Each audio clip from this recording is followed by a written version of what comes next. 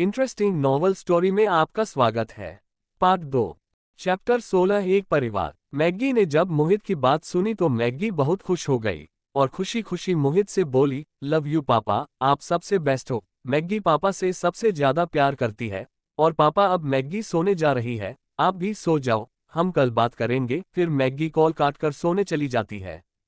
अगले दिन सुबह कबीर जब उठा तो उसने अभी भी सिया को अपनी बाहों में सोते हुए देखा। फिर कबीर ने धीरे से सिया के होठों पर किस करते हुए कहा, बेबी अब उठ भी जाओ। पर सिया अभी भी इतनी गहरी नींद में थी कि उसने कबीर को धक्का देते हुए कहा, नहीं, मुझे नहीं उठना है। और फिर ब्लैंकेट से अपना फेस कवर करके सिया दोबारा से सो जाती है। कबीर को सिया इस वक्त काफी क्यूट लग रही थी और सिया उसकी इस हरकत पर मुस्कुराते हुए उसका ब्लैंकेट खींचने लगा और सिया अब कबीर की हरकत से इरिटेट होने लगी। और इरिटेट होकर जब सिया ने आंखें खोली तो उसने अपने सामने कबीर को देखा जो मुस्कुराते हुए उसी को देख रहा था। और कबीर को देखते ही सिया बेड पर उठकर बैठ गई और जल्दी से बेड से उतर कर जाने की कोशिश करने लगी।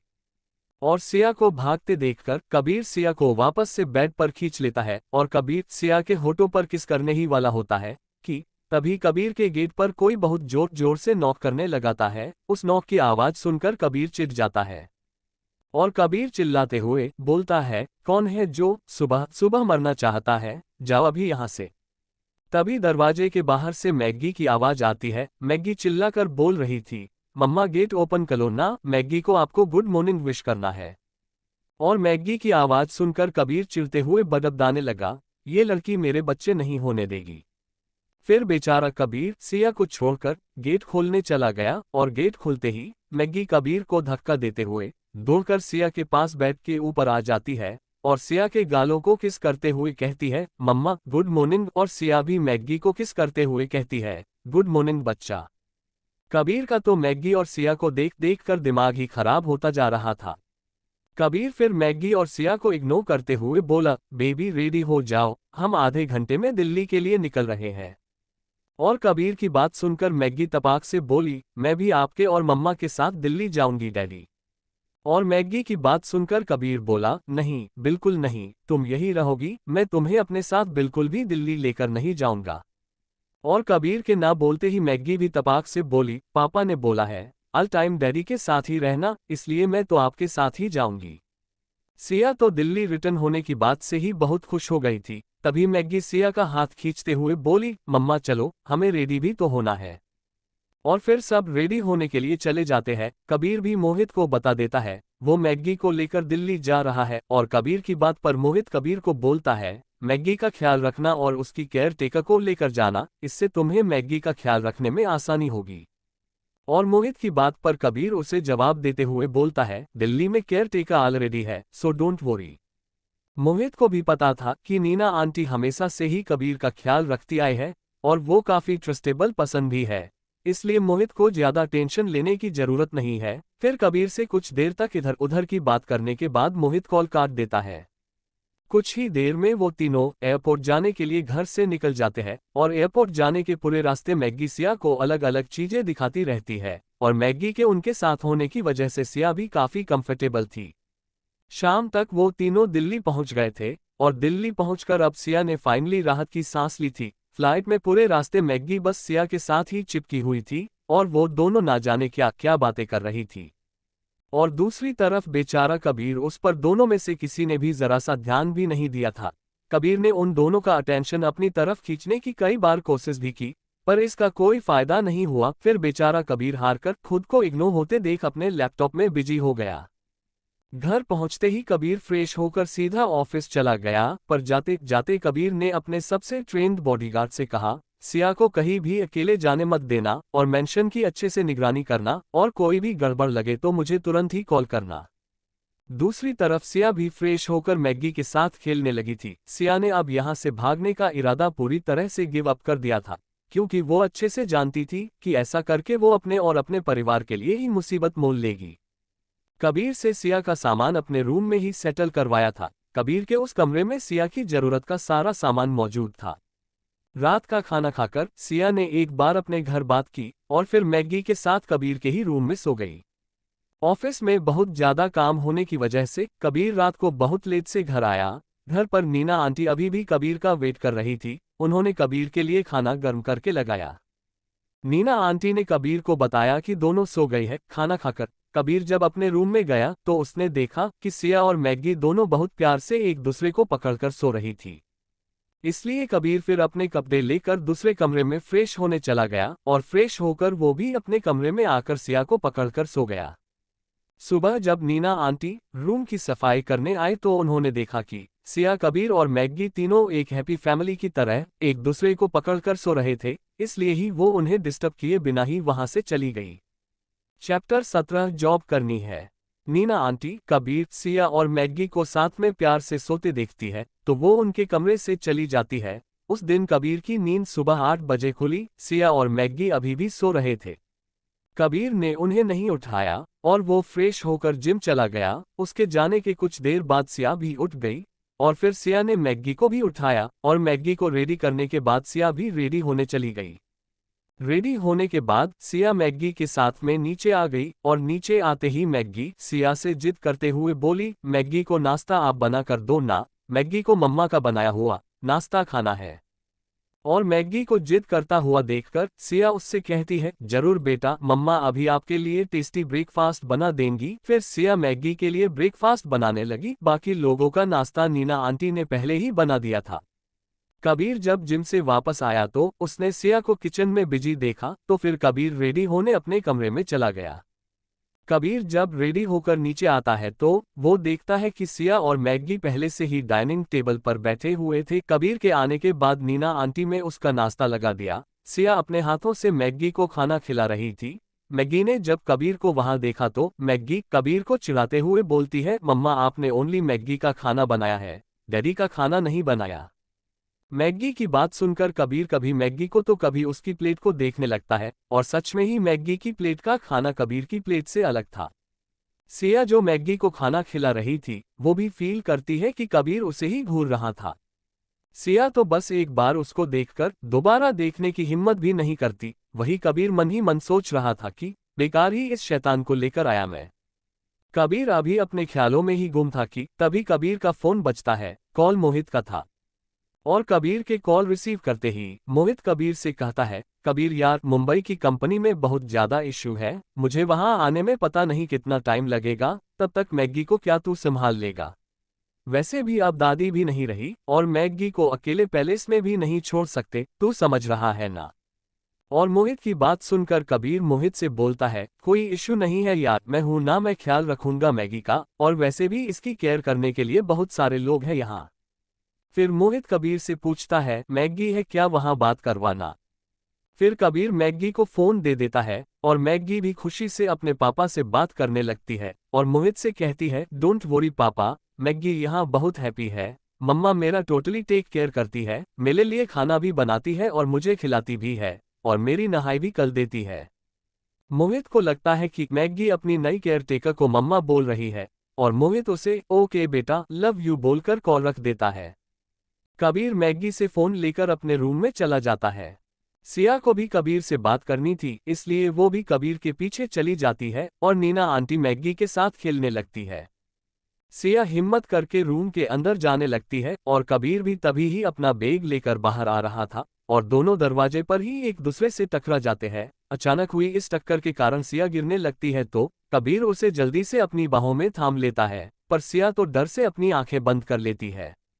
लेकिन जब कुछ देर तक सिया नीचे नहीं गिरती है तो सिया धीरे से अपनी आंखें खोलती है और देखती है कि कबीर उसे प्यार से पके हुए देखे जा रहा था। सिया जल्दी से खुद को संभालती हुई बोलती है, वो मुझे कुछ बात करनी थी तुमसे। और कबीर सिया को ऐसे ही प्यार से देखते हुए कहता है, हाँ बोलो, मैं सुन रहा हूँ। तो सिया कबीर से कहती है, पहले मुझे ठीक से खड़े तो होने दो। तो कबीर बोलता है, ऐसे ही बोलो ना, ऐसे सुनना ज्यादा अच्छा लग रहा है। तो सिया कबीर से कहती है, वो कबीर, मुझे मेरे अपार्टमेंट जाना था। और सिया की बात सुनकर कबीर की पकड़ सिया पर और ज्यादा कस जाती है और कबीर सिया को गुस्से में घूरने लगती है। कबीर को गुस्से में देखकर सिया जल्दी जल्दी से कबीर से कहती है, कबीर वो मैंने अभी तक अपना फ्लैट खाली नहीं किया है न, और मेरी कुछ जरूरी चीजें हैं वहां, वो मुझे ये लानी थी। सिया उसे छोड़कर जाना नहीं चाहती। ये बात सुन कबीर थोड़ा रिलैक्स हो जाता है और बोलता है, ओके नो इश्यू, चले जाना, पर कोई चालाकी नहीं। और कबीर की बात सुनकर सिया जल्दी से कबीर से कहती है, नहीं नहीं, ट्रस्ट मी कबीर, मुझे सच में ही अपने अपार्टमेंट से अपना सामान लेना है और कुछ भी नहीं। और कबीर सिया से कहता है, ओके मैं भी चलूंगा तुम्हारे साथ। और कबीर की बात सुनकर सिया कबीर को मना करते हुए कहती है, कोई बात नहीं, तुम्हें चलने की जरूरत नहीं है, मैं मैनेज कर लूंगी। और कबीर आगे बोलता है, मैंने एक बार कह दिया ना, बस बात खत्म। और सिया बस ओके बोल देती है। फिर कबीर और सिया दोनों सिया के अपार्टमेंट की तरफ निकलने लगते हैं। कबीर और सिया को जाता देखकर मैग्गी उनसे बोलती है, मम्मा आप कहाँ जा रही हो? उद्धरण उद्धरण। तब सिया मैग्गी से कहती है, बेटा मम्मा बस तुरंत आ जाएगी, ओके तब तक आप अपना ख्याल रखना। फिर मैग्गी को बाय बोलकर कबीर और सिया दोनों सिया के अपार्टमेंट जाने के लिए निकल जाते हैं। कार में कबीर अपने लैपटॉप में बिजी था, पर सिया बार बार लगातार उसे ही देखे जा रही थी। सिया को ऐसे बार बार अपनी तरफ घूरता देख कबीर उसे बिना देखे ही कहता है, क्या? क्यों घूर रही हो? मुझे कुछ कहना है तो कह दो। और कबीर की बात सुनकर सिया कुछ नहीं बोलती है। तो कबीर दोबारा सिया से कहता है, कुछ बोलो भी। तो सिया हेजिटेट करते हुए कबीर से कहती है, कबीर वो मुझे जॉब भी करनी है। और सिया की बात सुनकर कबीर उसे घूरने लगता है। Chapter 18 I love you. Siya Kabir को अपने जॉब करने की बात बताती है।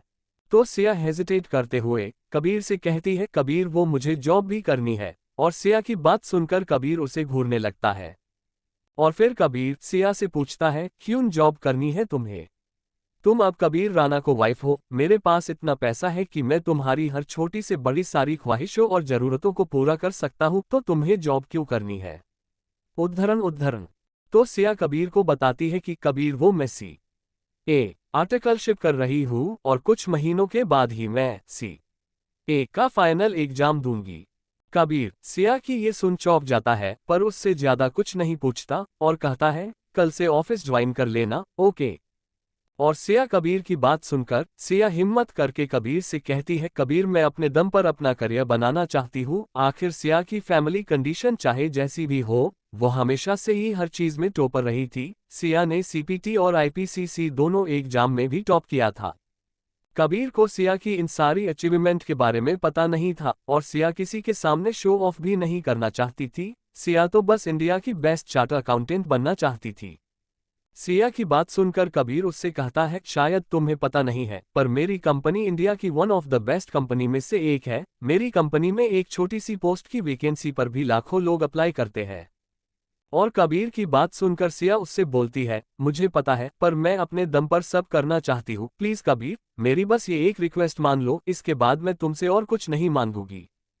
कबीर उसे कैद करके नहीं रखना चाहता था, इसलिए ही कबीर ने सिया से कहा, ठीक है, तुम जॉब कर सकती हो, लेकिन मेरी कुछ शर्तें हैं, वो तुम्हें माननी होगी। और सिया कंफ्यूज्ड होकर उसे देखने लगी थी है और कबीर से पूछती है, क्या शर्तें हैं तुम्हारी? कबीर ने कहा, शाम में बता दूंगा, इतनी जल्दी क्या है? उद्धरण उद्धरण।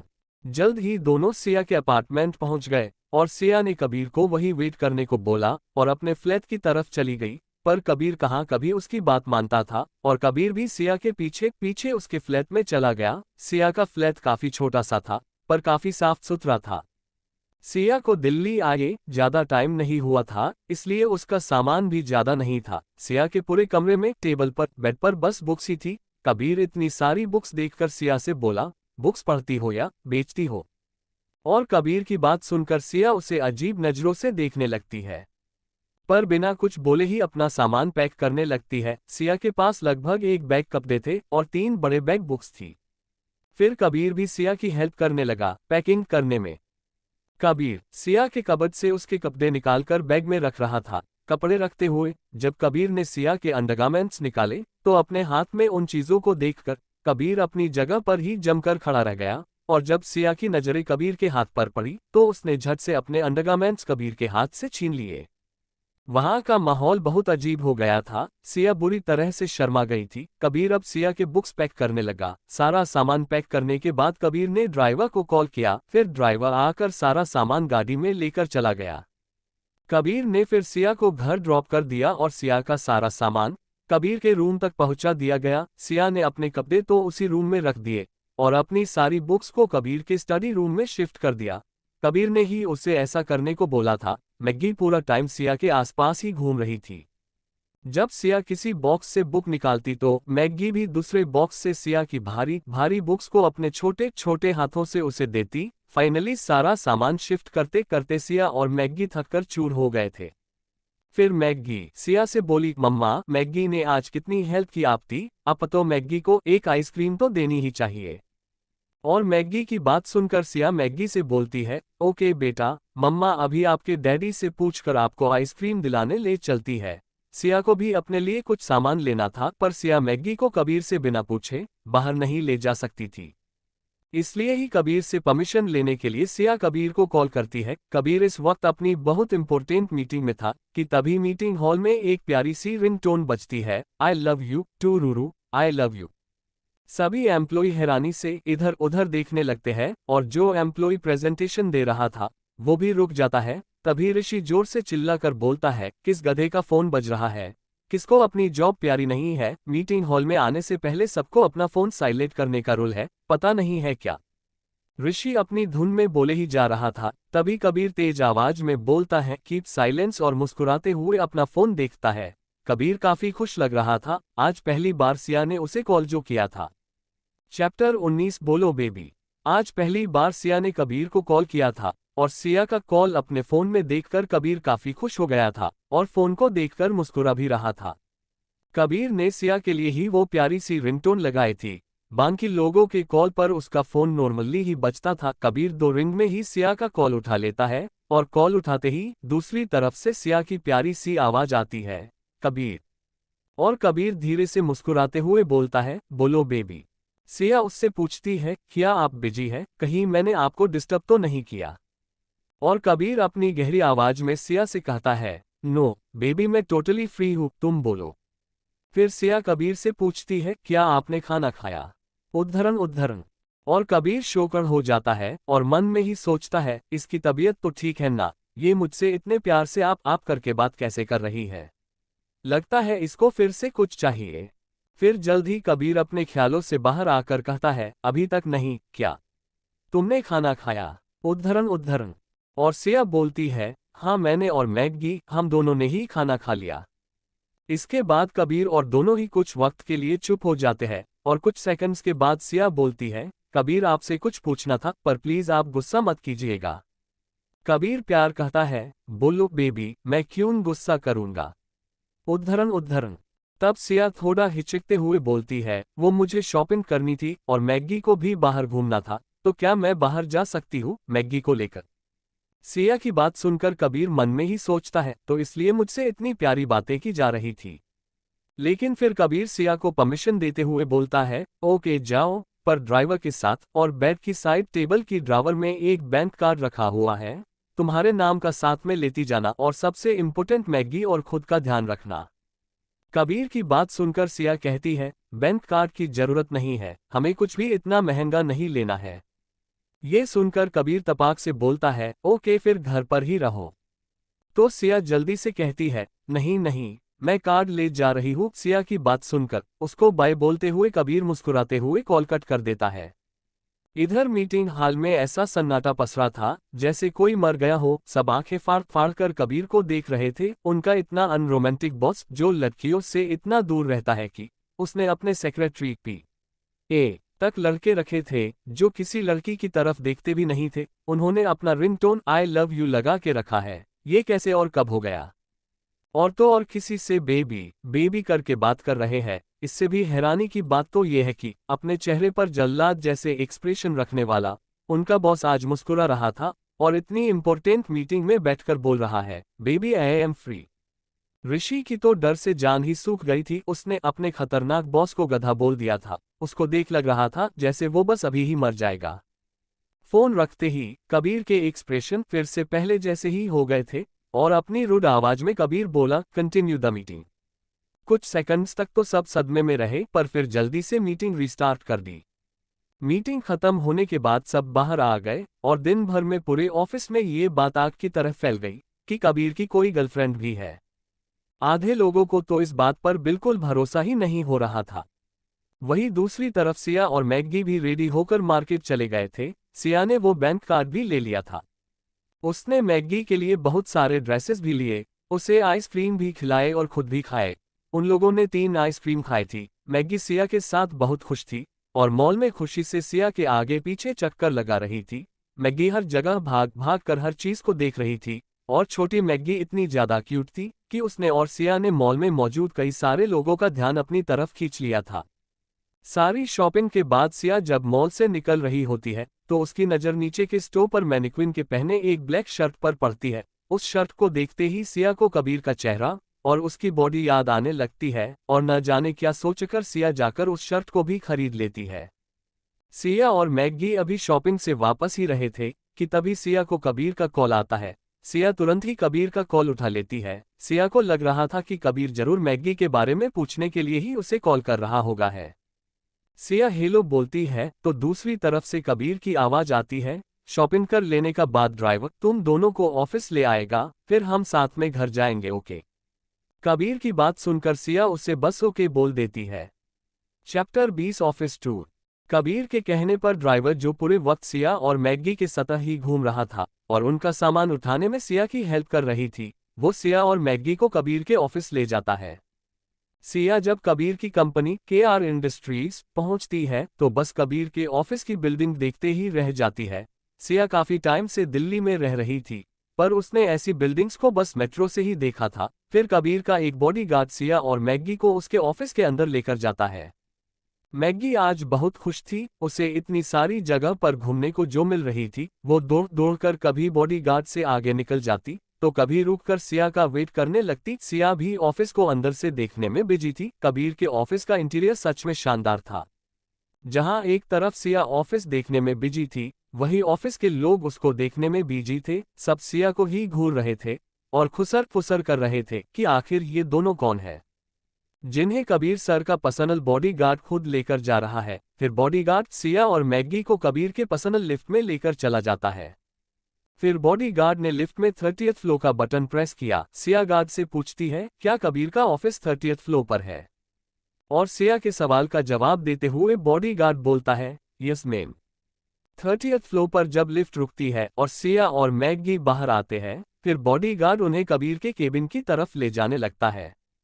कबीर भी तभी ही एक मीटिंग खत्म करके बाहर आया था और कबीर को देखते ही मैग्गी डैडी डैडी बोलती हुई दौड़ते हुए उसके पास जाने लगती है और कबीर के पास पहुंचकर कबीर को अपनी गोद में उठाने का इशारा करने लगती है। फिर कबीर उसे अपनी गोद में उठा लेता है।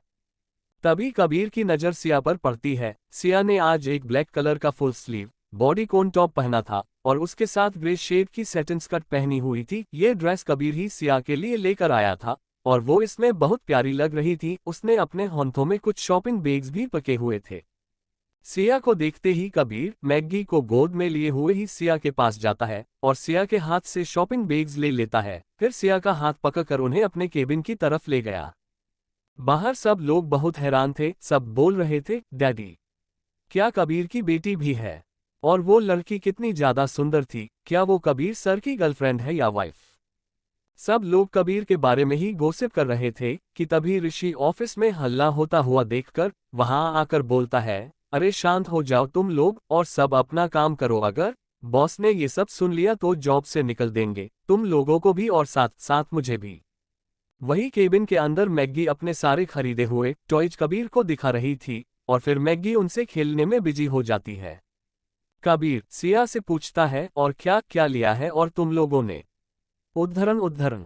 तभी सिया एक बैग कबीर की तरफ बाती है और कबीर सिया के हाथ से बैग लेकर देखने लगता है। उस बैग में एक शर्ट देखकर कबीर बोलता है ये तुम्हारे साइज से काफी बड़ी नहीं है, और कबीर की बात सुनकर सिया उसे घूरकर देखती है। तभी मैग्गी तपाक से बोलती है उफ डैडी कितने स्टूपिड हो आप, ये शर्ट मम्मा ने आपके लिए ली है। कबीर को तो विश्वास ही नहीं होता, वो सिया की तरफ ऐसे देखने लगता है जैसे उससे पूछ रहा हो क्या सच में मेरे लिए है ये। उद्धरण उद्धरण। तो सिया कबीर का हैरान सा चेहरा देखकर हाँ में सर हिलाते हुए बोलती है वो मुझे नहीं पता आप किस ब्रांड के कपड़े पहनते हैं, मुझे लगा ये शर्ट आप पर अच्छी लगेगी तो मैंने ले ली, अगर आपको पसंद हो तभी पहनना वरना कोई बात नहीं। कबीर प्यार से उसकी तरफ देखते हुए बोलता है जस्ट परफेक्ट। और वो शर्ट लेकर वॉशरूम चला जाता है। कबीर के जाने के बाद सिया और मैगी घूम घूम कर उसका केबिन देखने लगते हैं। फिर मैगी सिया को कबीर की चेयर पर बैठा देती है और सिया टेबल पर रखी फाइल्स को देखने लगती है और बीच बीच में मैगी के सवालों के जवाब भी दे रही थी। तभी कबीर के कंपनी की सेल्स मैनेजर केबिन के अंदर आती है। वो एक फाइल लेकर आई थी और फाइल देखते हुए ही बोलती है, सर आपके सिग्नेचर चाहिए थे। तभी उसके कान में मैगी की प्यारी सी आवाज जाती है, आंटी डैडी तो वॉशरूम गए हैं। जब वो मैनेजर नजर उठाकर देखती है तो सिया को कबीर की चेयर पर बैठा देखती है और वो सॉरी मैम बोलकर जाने लगती है कि तभी कबीर वॉशरूम से बाहर आता है। उसने सिया की लाई हुई शर्ट पहनी हुई थी और वो शर्ट उस पर बिल्कुल फिट आई थी और बहुत अच्छी भी लग रही थी। कबीर के आते ही सिया चेयर से उठने लगती है तो कबीर बोलता है, बैठे रहो बेबी, और आकर उस मैनेजर के हाथ से फाइल लेते हुए बोलता है, ऋषि ये फाइल तुम्हें दे देगा जब साइन हो जाएगी, नाउ यू मे लीव। फिर वो मैनेजर बाहर चली जाती है और कबीर सिया से पूछता है, कैसा लग रहा हूं मैं। और सिया के कुछ बोलने से पहले ही मैगी बोलती है, मैगी के डैडी बहुत हैंडसम है और मम्मा की शर्ट में तो वो और ज्यादा हैंडसम लग रहे हैं। कबीर आज बहुत खुश था। सिया ने उसके लिए शॉपिंग जो की थी। फिर वो लोग आपस में बातें करने लगते हैं और मैगी अपने टॉयज से खेलने लगती है। कुछ देर बाद कबीर के केबिन के गेट पर नॉक होता है और कबीर कहता है, यस कम इन। तब ऋषि अंदर आते हुए कबीर से बोलता है, सर ये कॉन्ट्रैक्ट जो आपने मंगवाया था। कबीर ऋषि के हाथ से कॉन्ट्रैक्ट लेकर पढ़ने लगता है और ऋषि को वहां से जाने का इशारा कर देता है। एक बार पूरा कॉन्ट्रैक्ट पढ़ने के बाद कबीर सिया को वो कॉन्ट्रैक्ट दे देता है।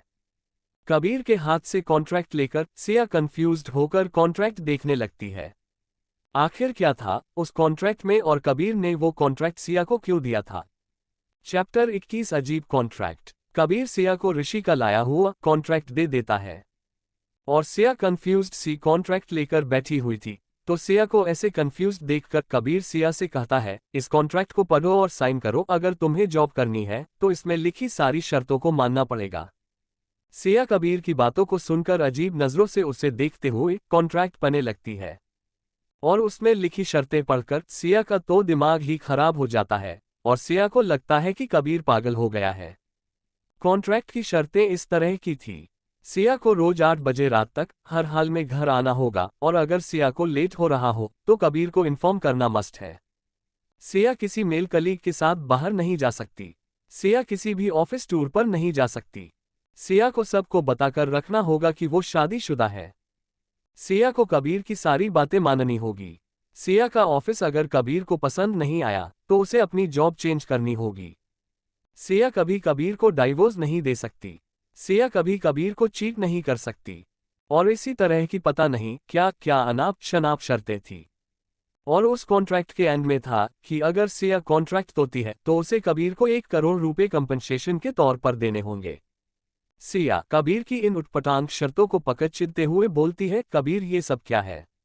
क्या अजीब सा कॉन्ट्रैक्ट बनवाया है आपने? और मैं आपको क्यों चीट करूंगी? उद्धरण और आप ही बताए मैं 1 करोड़ कहां से लाऊंगी?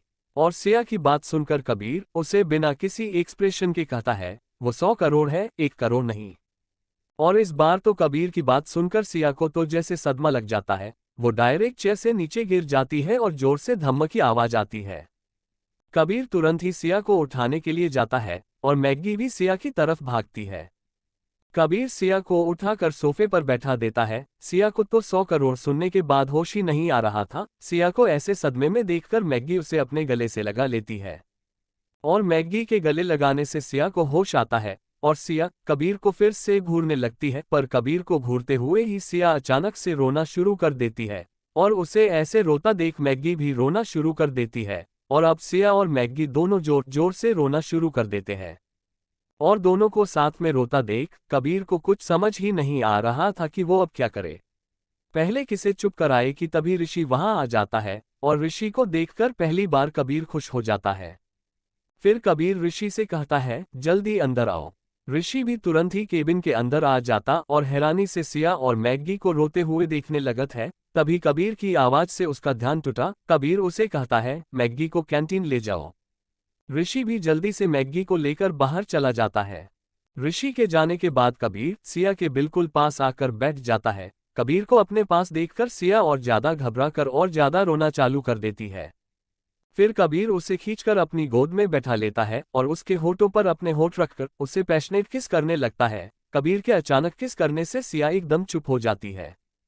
कबीर सिया को इस तरह से किस कर रहा था जैसे उसे खा ही जाएगा। सिया के होठों में अब दर्द होने लगा था। कबीर पूरी तरह से उस पर हावी हो गया था।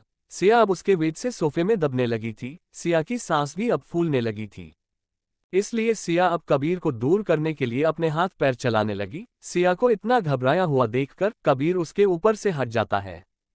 सिया के लिप्स इस वक्त बुरी तरह से सूज गए थे और सिया की सांसें भी बहुत तेज चल रही थी, मानो बुलेट ट्रेन। कबीर फिर से सिया के पास आने लगा तो सिया ने बहुत धीरे से बोली, कबीर प्लीज, ये ऑफिस है आपका। और सिया की बात सुन कबीर बड़ी बेशर्मी से बोला, ओके, मैं घर जाने तक वेट कर लेता हूँ। कबीर की बेशर्मी बड़ी बातों को सुनने की अब सिया को आदत सी हो गई थी, इसलिए ही सिया कुछ नहीं बोली और वॉशरूम में भाग गई और थोड़ी देर बाद सिया फ्रेश होकर आई। सिया के आते ही कबीर ने उसे देखते हुए बोला, चलो जल्दी से कॉन्ट्रैक्ट पेपर पर साइन करो, फिर हम घर चलते हैं।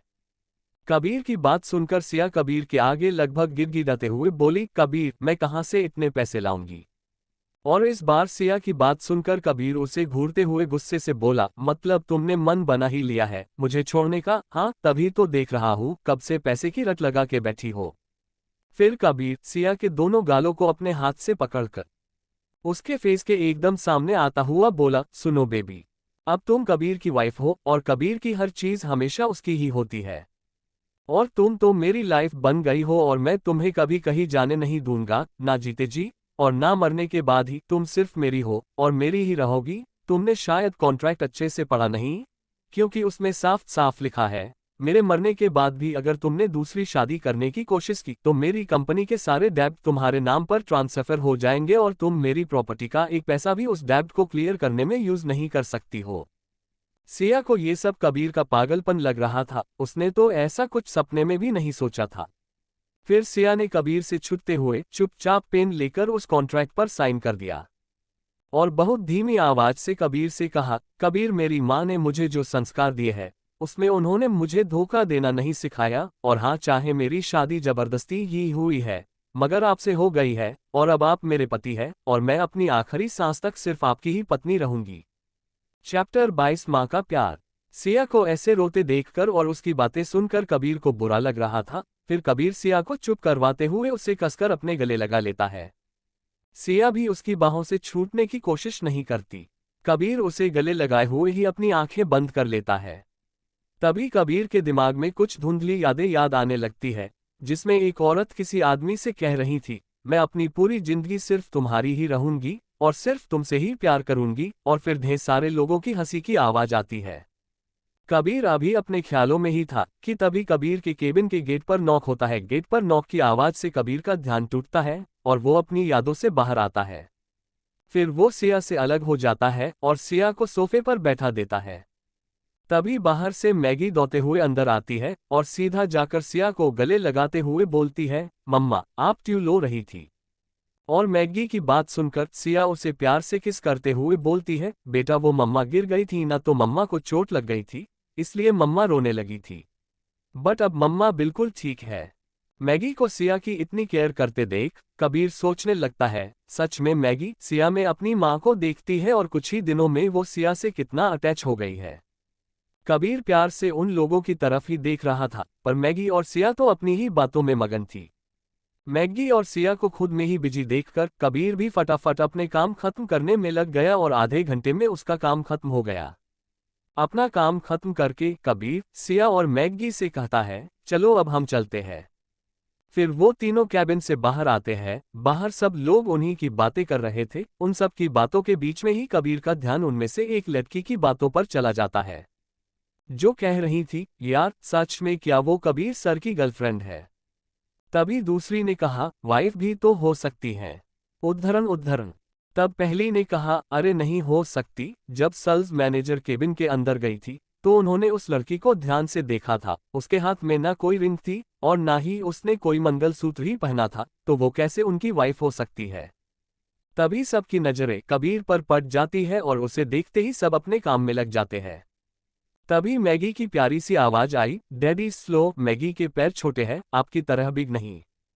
फिर मैगी रुककर अपने चेहरे पर थकान वाले एक्सप्रेशन के साथ सिया से बोली, मम्मा मुझे गोदी लो ना, मैगी अब थक गई है। और मैगी की बात सुनकर सिया तुरंत ही मैगी को गोदी में उठा लेती है। सिया को मैगी को अपनी गोद में लिए देख कबीर सिया को बोलता है, रुको मैं इसे ले लेता हूँ। और सिया से मैगी को अपनी गोद में ले लेता है और सिया का हाथ पकड़कर लिफ्ट की तरफ जाने लगता है। और फिर वो लोग लिफ्ट में चले जाते हैं और उनके जाते ही ऑफिस में जैसे खलबली मच जाती है। उन लोगों का इतना प्यार देख सब सदमे में आ जाते हैं। दूसरी तरफ कबीर के दिमाग में उस लड़की की ही बातें चल रही थी जिसने सिया के हाथ में रिंग ना होने की बात कही थी। कबीर बार बार सिया के हाथों की तरफ ही देख रहा था और सोचने लगता है कि सच में उसने आज तक सिया के लिए रिंग तो ली ही नहीं थी। फिर वो लोग कंपनी से बाहर निकल जाते हैं। मैगी कबीर की गोद में ही सो गई थी, पर जैसे ही कबीर ने उसे गाड़ी में बैठाया तो मैगी उठ गई और सिया और कबीर के बीच में आकर बैठ जाती है। सिया अभी भी उदास थी और कबीर को उसकी उदासी समझ भी आ रही थी, इसलिए उसका मूड ठीक करने के लिए ही कबीर उन दोनों को एक अच्छे रेस्टोरेंट में खाना खिलाने ले जाता है। रेस्टोरेंट के अंदर कबीर सिया को ऑर्डर करने बोलता है। सिया को इंडियन खाना ही पसंद था, इसलिए उसने नॉर्मल इंडियन खाना ही ऑर्डर किया और कबीर ने भी अपने लिए जो सिया ने ऑर्डर किया था वही मंगवाया। दूसरी तरफ मैगी को तो बस पिज्ज़ा ही खाना था, इसलिए ही मैगी ने कहा मैगी पिज्ज़ा खाएगी। और मैगी की बात सुनकर कबीर ने जब उसे घूरकर देखा तो मैगी ने इनोसेंट सा फेस बनाते हुए कहा, प्लीज डैडी मैगी को पिज्जा खाने दो ना, मैगी आपसे प्रॉमिस करती है कि मैगी आपको कभी परेशान नहीं करेगी। और मैगी की बात सुनकर कबीर पिघल गया और मैगी के लिए पिज्जा ऑर्डर कर दिया। खाना खत्म करने के बाद कबीर ने जब मैगी और सिया को आइसक्रीम ऑफर की तो दोनों की आंखें चमक उठी। फिर सिया और मैगी दोनों ने ही दो दो आइसक्रीम ऑर्डर की। कबीर बहुत प्यार से उन दोनों को आइसक्रीम खाते देख रहा था। खाना खत्म करने के बाद तीनों जल्द ही घर की तरफ निकल गए। रास्ते में मैगी को नींद आने लगी तो सिया ने उसे अपनी गोद में सुला लिया। सिया सोती हुई मैगी का सर बहुत प्यार से सहला रही थी। कबीर को ये देखकर काफी अच्छा भी लग रहा था और उसे मैगी से थोड़ी जलन भी हो रही थी। कबीर सोच रहा था कि क्या कभी सिया इतना प्यार मुझसे भी करेगी? क्या कभी कर पाएगी सिया कबीर को प्यार? या कबीर का पागलपन उनके रिश्ते को बिगाड़ देगा? चैप्टर 23 शादी टूट गई। रेस्टोरेंट से घर जाने के रास्ते में सिया मैगी को अपनी गोद में सुला रही थी और कबीर बस प्यार से सिया को देखे जा रहा था। वो तीनों घर रात के करीब 8 बजे पहुंचे। घर आकर सिया ने मैगी को उसके रूम में सुला दिया और खुद भी फ्रेश होने चली गई। और कबीर अपने स्टडी रूम में कुछ काम करने चला गया। अपना काम खत्म करके कबीर जब अपने रूम में वापस आया तब तक सिया सो चुकी थी। कबीर ने एक नज़र सिया को देखा और फ्रेश होने चला गया। फ्रेश होकर कबीर भी बेड पर सोने आ गया, पर आज उसने सिया को बिल्कुल भी परेशान नहीं किया। कबीर पहले ही सिया की कही बात को लेकर परेशान था। सुबह जब कबीर उठा तो उसने देखा सिया उसके हाथ पर अपना सर रखकर सुकून से सो रही है। कबीर ने फिर धीरे से अपना हाथ हटा लिया और सिया को सोता छोड़कर जिम चला गया। जिम से कबीर जब वापस आया तब तक सिया और मैगी भी उठ गए थे। फिर सबने साथ में नाश्ता किया और फिर कबीर ऑफिस चला गया। सिया ने पूरा दिन मैगी के साथ बिताया। दिन में सिया ने खुद भी पढ़ाई की और मैगी को भी पाया। रात का खाना सिया ने खुद बनाया। कबीर अभी तक नहीं आया था और मैगी अपने टॉयज के साथ खेलने में बिजी थी। सिया काफी बोर हो रही थी। तभी सिया को ध्यान आया कि जॉब के बारे में तो वो भूल ही गई थी। इसलिए ही सिया ने अपनी फ्रेंड सोनी को कॉल किया, पर सोनी कॉल पिक नहीं कर रही थी तो उसने कॉल करना छोड़ दिया और रूम के बाहर जाने लगी। तभी सिया का फोन बजा और सिया को लगा पक्का कबीर का कॉल होगा, पर कॉल सोनी का था। सिया के कॉल उठाते ही सोनी बोली, हेलो कौन? तो सिया ने बोली, मैं बोल रही हूँ। और सिया की आवाज सुनते ही सोनी उस पर लगभग चिल्लाते हुए बोली, जिंदा है तू? मुझे तो लगा मर गई है। और फोन कहाँ है तेरा? तो सिया ने सोनी से झूठ बोलते हुए कहा, यार मेरा फोन चोरी हो गया था। फिर सोनी ने सिया से आगे पूछा, वो तो ठीक है, पर तूने फ्लैट क्यों खाली किया? उद्धरण उद्धरण। इस पर सिया चौंकते हुए बोली, तुझे कैसे पता कि मैंने फ्लैट खाली कर दिया? उद्धरण उद्धरण। सिया के सवाल पर सोनी ने सिया को बताया, यार मैं दिल्ली में हूँ, आज ही शाम में आए हूँ, तेरे फ्लैट गई तो पता चला तूने फ्लैट खाली कर दिया है। सोनी इस वक्त बहुत दुखी साउंड कर रही थी। इसलिए सिया ने सोनी से पूछा, यार सब ठीक तो है ना, और तू दिल्ली में कैसे आई, तेरी तो शादी होने वाली थी ना। सिया के सवालों को सुनकर सोनी ने एक गहरी सांस लेते हुए कहा, हाँ होने वाली थी, पर अब नहीं होगी, मैंने शादी तोड़ दी। सोनी की बात सुनकर सिया काफी ज्यादा चौंक गई। फिर सोनी ने सिया को आगे बताया, यार वो लोग बहुत बुरे थे और बहुत लालची भी। उन लोगों ने पहले पापा से 7 लाख का दहेज मांगा था, फिर जैसे ही सगाई हुई उन्होंने एक कार की डिमांड कर दी। यार पापा कहाँ से लाते इतने पैसे, तू तो उनकी कंडीशन जानती ही है ना। फिर एक गहरी सांस लेकर सोनी ने आगे बताया, मेरे पापा ने तो सब कुछ बेचकर अपनी सारी सेविंग लगाकर 7 लाख रुपए अरेंज किए थे। उस पर लड़के की माँ और ज्यादा गहनों की मांग कर रही थी। पापा तो उन लोगों के पैरों पर गिरकर गिड़गिड़ाने लगे। यार मुझसे ये सब बर्दाश्त नहीं हुआ। लड़की का बाप होना गुनाह थोड़ी ना है, इसलिए ही मैंने सबके सामने बोल दिया मुझे ये शादी नहीं करनी। वो तो अच्छा हुआ था कि पापा ने उन लालची लोगों को अभी तक कोई पैसे नहीं दिए थे। सब ने मुझे बहुत समझाया कि मैं ये शादी ना तोड़ूं, पर मैं नहीं मानी। पापा भी आए थे मेरे पास समझाने के लिए। सोनी की बात सुनकर सिया सोनी से बोली, तूने अंकल को कैसे समझाया यार, वो तो बहुत जिद्दी है ना। सिया की बात सुनकर सोनी बोली, यार मैंने बस इतना ही कहा कि पापा अभी तक शादी भी नहीं हुई है, तब ये लोग ऐसा कर रहे हैं, और अगर शादी हो गई तो ये लोग मुझे अगर इसी तरह बार बार आपसे पैसे मांगने को बोलते रहे तो मैं क्या करूंगी। और अगर आपके पैसे ना दे पाने पर इन लोगों में मुझे मार दिया तो आप क्या करेंगे। तब मेरी बात सुनकर पापा बोले, सही कहा बेटा, ये रिश्ता ठीक नहीं है तेरे लिए। और फाइनली शादी टूट गई और मैं यहाँ आ गई। वैसे भी यार मुझे वो लड़का बिल्कुल भी पसंद नहीं था, मोटा सा पेट था उसका। और अपनी बात खत्म करके सोनी हंसने लगी और उसकी बात सुन सिया भी हंसने लगी। फिर सोनी आगे सिया से बोली, मेरी छोड़, तू बता मैडम, तू कहाँ है। उद्धरण उद्धरण। तो सिया ने उसे बात दिया कि यार वो मैंने शादी कर ली है। और सिया की बात सुनकर सोनी बोली, सुबह से कोई मिला नहीं है क्या तुझे पागल बनाने के लिए, जो मुझसे मजाक कर रही है। और सोनी को अपनी बात सीरियस ना लेते देख सिया सोनी से बोली, नहीं यार मैं सच बोल रही हूँ। फिर सिया ने सोनी को कबीर के बारे में बता दिया, पर सिया ने सोनी को सब सच नहीं बताया। सिया किसी के भी सामने कबीर की इमेज खराब नहीं करना चाहती थी। जो भी हो, कबीर कितना भी बुरा क्यों ना हो, पर वो सिया का पति था और वो किसी के भी सामने कबीर की इमेज खराब नहीं करना चाहती थी। सिया ने सोनी को अपनी झूठी लव स्टोरी सुनाई थी। और सिया की बात सुनकर सोनी एक्साइटेड होकर बोली, कहाँ है तू, एड्रेस दे, मैं अभी आ रही हूँ तुझसे मिलने। तो सिया सोनी से बोली, नहीं यारा, अभी काफी लेट हो गया है, मैं कल आती हूँ ना तुझसे मिलने। और सिया की बात सुनकर सोनी बोली, पर यार मैं तो कल से ऑफिस ज्वाइन कर रही हूँ, मैंने तो सर से बात भी कर ली है। और सर ने ही मुझे ये भी बताया कि तूने अचानक से ऑफिस छोड़ दिया। तभी सिया को कुछ याद आया और याद आते ही सिया सोनी से बोली, ओह नो, मैंने तो अपना कितना सारा सामान ऑफिस में ही छोड़ दिया है। एक काम करती हूँ, कल तुझसे मिलने ऑफिस ही आ जाती हूँ। तो सिया की बात पर हामी भरते हुए सोनी बोली, ओके मिलते हैं कल ऑफिस में। और हाँ, मुझे जीजू से भी मिलना है और कल तेरी शादी के बारे में भी सब जानना है। तुम लोग कब, कैसे और कहाँ मिले, और प्यार कब हुआ, सब कुछ। सोनी एक मस्त मौला लड़की थी और बहुत बोलती थी। एक बार चालू होने के बाद उसका रेडियो तो बंद ही नहीं होता था। इसलिए ही सोनी के इतने सारे नॉन स्टॉप सवालों को सुनकर सिया बोली, अच्छा बाबा, कल मैं तुझे अपनी शादी और अपने हस्बैंड के बारे में सब बताऊंगी। फिर सिया ने बाय बोलकर कॉल कट कर दिया। सिया ने अभी सोनी का कॉल रखा ही था कि तभी पीछे से आवाज आई, तुम किसे हमारी शादी और मेरे बारे में बताओगी। कबीर जो बस अभी की ऑफिस से आया था, उसने सिया की बातों का कुछ और ही मतलब समझ लिया था। Chapter 24 couple rings. सिया उसकी आवाज सुनकर चौंक गई और घबरा गई। कबीर तेज तेज कदमों से सिया के पास आया और उसे घूरते हुए बोला, किससे बात कर रही और किसे बताओगी हमारी शादी के बारे में। सिया डरते हुए बोली, कबीर वो अपनी फ्रेंड से बात कर रही और मैंने बस उसे बताया है कि मैंने शादी कर ली और कुछ भी नहीं।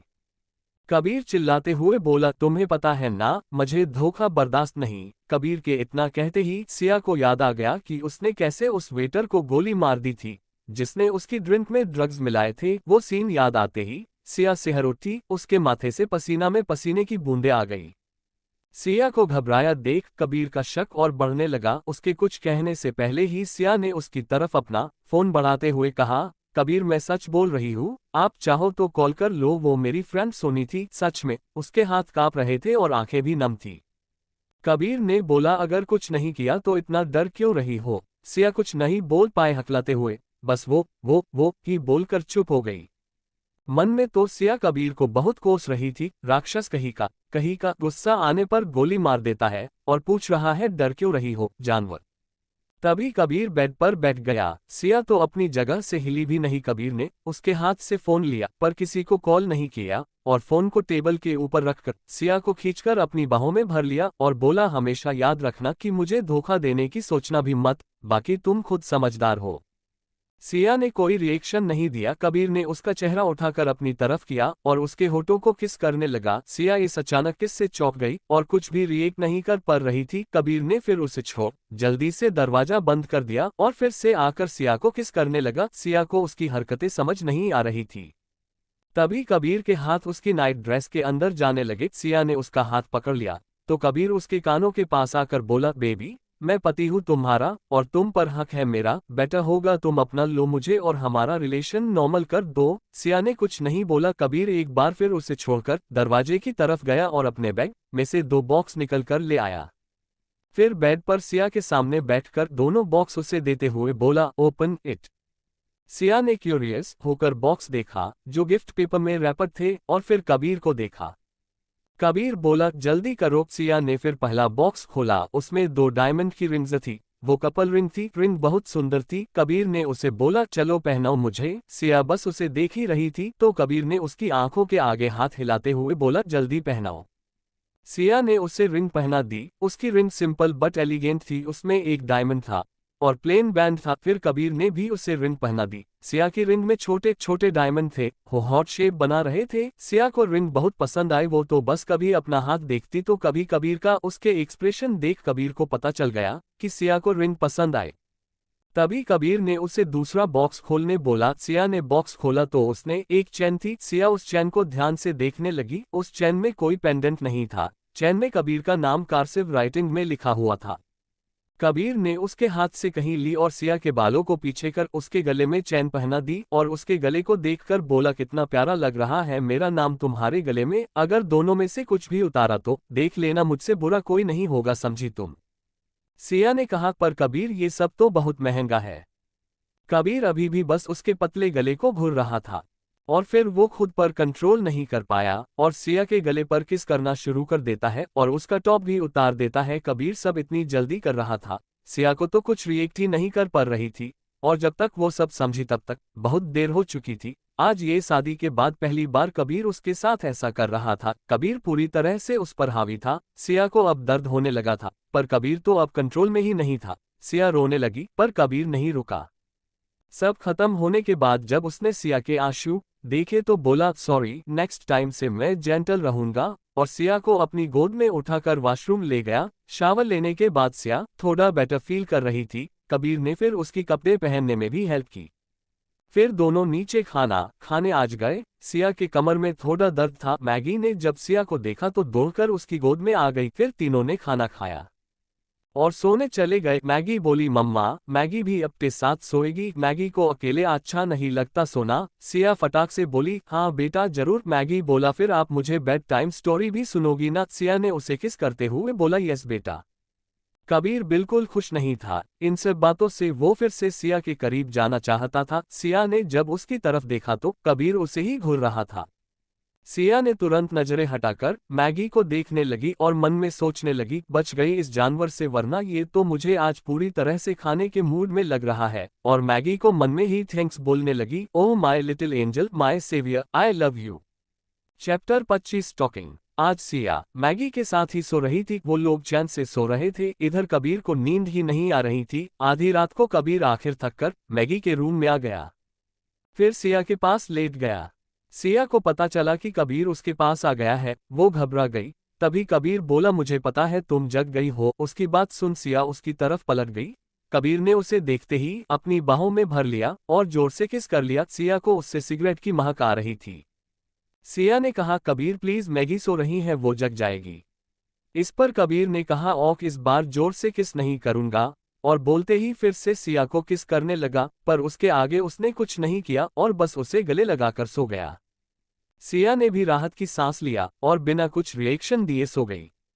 अगली सुबह जब कबीर ऑफिस जाने लगा तो सिया ने उससे पूछा, कबीर वो मैं अपनी फ्रेंड से आज मिलने जा रही हूँ और नई जॉब भी ढूंढना है मुझे। तो कबीर ने कहा और बस टाइम पर घर आ जाना और ड्राइवर को लेते जाना। इस पर सिया ने कहा, मुझे ड्राइविंग आती है, मैं चली जाऊंगी। कबीर ने आकर उसे गले लगाया और ऑफिस चला गया। सिया को आज उसका गले लगाना बुरा नहीं लगा, वो भी धीरे धीरे अपने रिश्ते को अपनाना चाहती थी। सिया लगभग 3 सोनी से मिलने अपने पुराने ऑफिस चली गई। मैगी ने उसे बहुत मुश्किल से जाने दिया था, वो बहुत दुखी हो गई थी सिया के जाने से। सिया ने बोला, मम्मा को इम्पोर्टेंट काम है बेटा, और मम्मा तुरंत आ जाएगी। और मैगी फिर मान गई। सिया 4 सोनी से मिलने आ गई थी। ऑफिस आकर उसने अपना ऑफिशियल रेजिग्नेशन सबमिट कर दिया। बॉस ने उससे पूछा कि आखिर वो जॉब क्यों छोड़ रही, तो उसने बताया कि अभी वो जॉब नहीं करना चाहती और पढ़ना चाहती है। सोनी उससे मिलकर बहुत खुश हो गई और निहाल भी लगातार सिया को घूरते जा रहा था। फिर सिया और सोनी पास के ही कैफे में चली गई और उन लोगों ने बहुत सी बातें की। सिया ने उसे दूसरी जॉब ढूंढने में हेल्प करने को भी कहा। सोनी ने कहा, मैं कल ही तुझे बताती हूँ।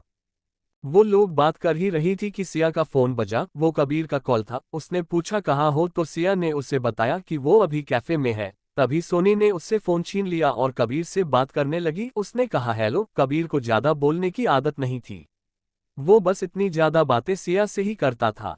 कबीर ने कहा, यस। तो सोनी अपनी आदत से मजबूर बोलती जी जा रही थी। उसने बोला, मैं नासिया की बेस्ट फ्रेंड हूँ, आपके बारे में बहुत तारीफ की है। इसने कब मिल रहे हैं आप मुझसे? और हाँ, अगर आपको इसका कोई भी सीक्रेट जनाना हो तो मुझसे कांटेक्ट करिएगा। कबीर का तो सर ही दर्द होने लगा था उसकी बातें सुन सुनकर। उसने बोला, सॉरी बट अभी मैं एक इम्पोर्टेंट मीटिंग में जा रहा हूँ, और कॉल काट दिया। सोनी सिया से पूछते हुए बोली, क्या खड़ूस है तेरा पति? सिया को बहुत हंसी आ रही थी। उसने बात संभालते हुए कहा, नहीं यार ऐसा नहीं है, वो बहुत बिजी रहते हैं और कम बोलते हैं। सिया और सोनी इसी तरह बातें करने में बिजी थे। उन लोगों को बिल्कुल भी खबर नहीं थी कि उन पर नजर रखी जा रही है, और वो भी एक नहीं 2 लोग उनके ऊपर नजरें रखते हुए थे। अब बात करते हुए बहुत देर हो चुकी थी। सिया ने सोनी को बोला, चल तुझे ड्रॉप कर देती हूँ। तो सोनी बोली, नहीं यार, मैं श्वेता के साथ जा रही हूँ, उसे कुछ शॉपिंग भी करनी थी और हम दोनों एक ही अपार्टमेंट में रहते हैं। तू फालतू में परेशान मत हो, और उसे बाय बोल चली गई। सिया दोबारा ऑफिस की तरफ जाने लगी। उसने अपना सामान ऑफिस में ऊपर रिसेप्शन पर ही रखा था। उस पर नजरें रखने वाला आदमी भी चला गया। सिया जब ऊपर ऑफिस में गई तो लगभग आधा ऑफिस खाली हो गया था। उसने ऊपर से अपना सामान लिया और लिफ्ट लेकर अंडरग्राउंड पार्किंग में चली गई, पर उसे बिल्कुल अंदाजा नहीं था कि पार्किंग में कोई उसी का इंतजार कर रहा था। Chapter 26 madness. सिया जब पार्किंग में पहुंची तो वहां बहुत सन्नाटा था। ऐसा लग रहा था जैसे पार्किंग में कोई नहीं है। सिया ने ज्यादा ध्यान नहीं दिया और अपनी कार की तरफ बढ़ गई। तभी अचानक से उसके सामने कोई आकर खड़ा हो गया। वो निहाल था। उसे देख सिया शॉक होते हुए बोली, तुम क्यों ना आए हो यहाँ? निहाल उसके सामने अपने घुटने पर बैठकर बोला, सिया प्लीज मुझे एक और मौका दे दो प्लीज। मैं बहक गया था, लेकिन मैं तुमसे बहुत प्यार करता हूँ सिया। सच में तुम्हारे जाने के बाद ऐसा एक दिन भी नहीं गुजरा कि मैंने तुम्हें याद नहीं किया। मुझे एक मौका दे दो। सिया को अभी तक पता नहीं था कि उस रात उसकी किडनैपिंग निहाल ने ही करवाई थी, और आज भी वो बस नाटक ही कर रहा था। वो एक प्ले बॉय था, वो तो बस सिया की खूबसूरती का दीवाना था और उसे हर हाल में पाना चाहता था। सिया ने कहा, निहाल प्लीज उठो, और मैंने तुम्हें कब का माफ कर दिया है। निहाल को लगा जैसे उसका प्लान सक्सेसफुल हो गया था। वो मन ही मन खुश हो गया था। तभी सिया बोली, पर मैं तुम्हें दूसरा मौका नहीं दे सकती क्योंकि अब मेरी शादी हो चुकी है। निहाल चौंक गया, उसे यकीन नहीं हो पा रहा था। तभी उसने अपने तेवर बदल लिए। उसने पहले ही प्लान बना कर रखा था कि अगर सिया आज प्यार से नहीं मानेगी तो वो जबरदस्ती उसे आज अपना बनाएगा। निहाल को पता था उसका फैमिली बैकग्राउंड बहुत स्ट्रॉन्ग नहीं है, सो सिया उसका कुछ नहीं बिगाड़ पाएगी। उसने जोर से सिया का हाथ पकड़ लिया और बोला, चल जितना प्यार से पूछो उतना ही भाव बढ़ते हैं तेरे। साली मुझे ना बोलेगी तुझे तो आज मैं सबक सिखाता हूँ। पूरे ऑफिस के सामने तूने मुझसे ब्रेकअप करके जो मेरी बेइज्जती की थी ना, सबका बदला लूंगा। रात भर जब तक मेरा मन नहीं भरता तुझे छोड़ूंगा नहीं। और उसे खींचकर अपनी गाड़ी की तरफ ले जाने लगा। तुझे बहुत घमंड है ना तेरी खूबसूरती पर, आज तेरा सारा घमंड तोड़ता हूं। सिया बहुत डर गई थी। वो उससे छूटने की पूरी कोशिश कर रही थी, पर जोर से हेल्प हेल्प चिल्ला रही थी, पर निहाल उसे बड़ी ताकत के साथ खींचे जा रहा था। उसने अभी सिया को गाड़ी में आधा ही बैठाया था, तभी पार्किंग में एक गाड़ी आई और तभी सिया और जोर से चिल्लाने लगी। उस गाड़ी की तेज लाइट निहाल और सिया पर पड़ी। निहाल अब घबरा गया। उसने और ताकत से सिया को कार में धक्का देना शुरू कर दी। तभी सामने खड़ी गाड़ी से दो लोग तेजी से निहाल के पास आ गए। सिया ने जब उनकी तरफ देखा तो उसकी जान में जान आ गई। उनमें से एक कबीर था और दूसरा उसका ड्राइवर। सिया को तो कबीर को देखकर यकीन ही नहीं हो पा रहा था। वो निहाल से छूटकर दौड़कर कबीर के गले से लग गई। उसने कबीर को इतनी जोर से पकड़ रखा था जैसे वो उसे हिलने भी नहीं देना चाहती ही। वही कबीर के ड्राइवर ने निहाल को दबोच लिया। उसने निहाल को मजबूती से पकड़ रखा था। वो सिर्फ ड्राइवर ही नहीं, एक प्रोफेशनल ट्रेन गार्ड भी था।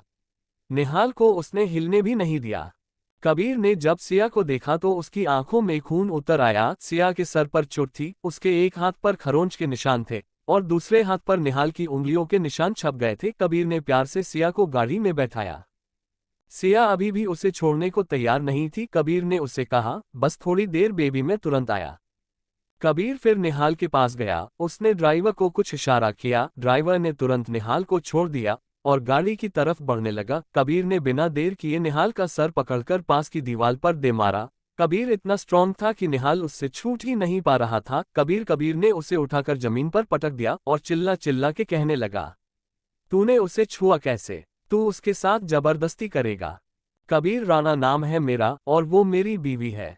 कबीर भी मार्शल आर्ट्स में बहुत अच्छा था। तभी कबीर के ड्राइवर ने उससे एक बड़ा सा लोहे का डंडा दिया। कबीर उस डंडे से लगातार उसके हाथों पर मारता जा रहा था और चिल्ला भी रहा था, इसी हाथ से छुआ है ना तूने इसे? और उसके दोनों हाथ तोड़ दिए।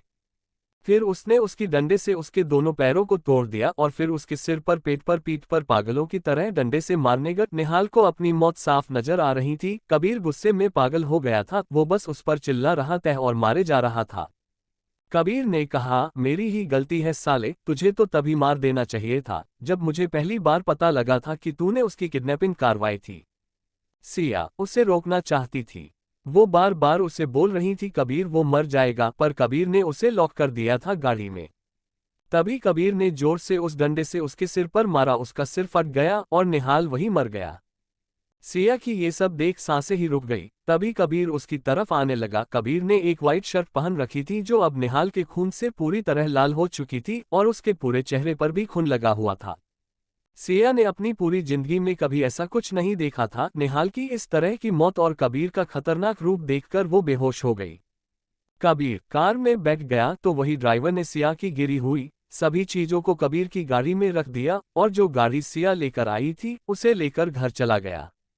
कबीर ने अपनी जेब से फोन निकाला और किसी को फोन कर सब साफ करने को बोल दिया। कबीर ड्राइविंग सीट पर बैठा था और सिया उसके बगल में बेहोश पड़ी थी। सिया ने आज सूट पहना हुआ था। कबीर ने उसका दुपट्टा लिया और अपने चेहरे पर लगा खून पोंछ लिया और गाड़ी ड्राइव करने लगा। वो सिया को आज घर नहीं ले जा रहा था। शहर से दूर उसका एक फार्म हाउस था, वो सिया को वहीं लेकर गया था। उसने नीना आंटी को भी कॉल करके बता दिया था कि वो और सिया आज घर नहीं आएंगे, तो वो मैगी का ध्यान रखे।